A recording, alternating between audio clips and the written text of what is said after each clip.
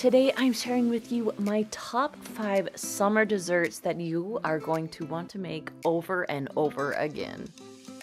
Now the first recipe I'm going to make is our Reese's brownies. These are so good. I love them.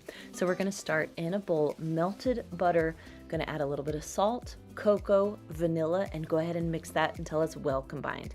Then you're going to add sugar, a few eggs, mix it again, add some flour, peanut butter, of course. This is Reese's. You're going to put it in a 9x13 pan and bake it. Now for the frosting, we're going to have butter, cream cheese, cocoa, powdered sugar. Go ahead and mix it all up and put it on top.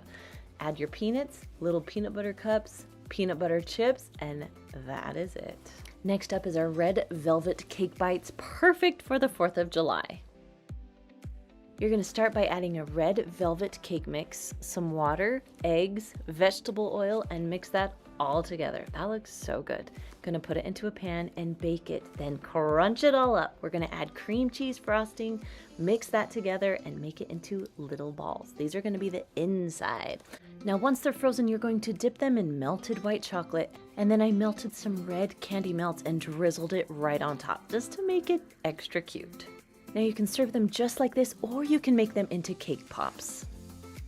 Next up is our chocolate chip cookie ice cream cake. Now into a bowl, you're going to add your chocolate cake mix, oil, eggs, and water. Go ahead and mix that all together. Now once it's combined, you're going to split it into two and put it into 2 circle cake pans.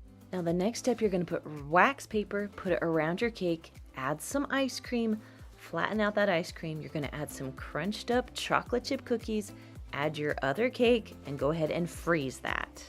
Then on your stovetop, you're going to add your chocolate chips and butter, mix that till it's well combined, and that, my friends, is going to be your frosting. Now I like to add a few more cookie crumbles and cookies on top of the cake to just make it look perfect. Now this one we eat as a dessert at our house, but some people say it is a side dish. I'll let you choose. This is our 4th of July Jell-O.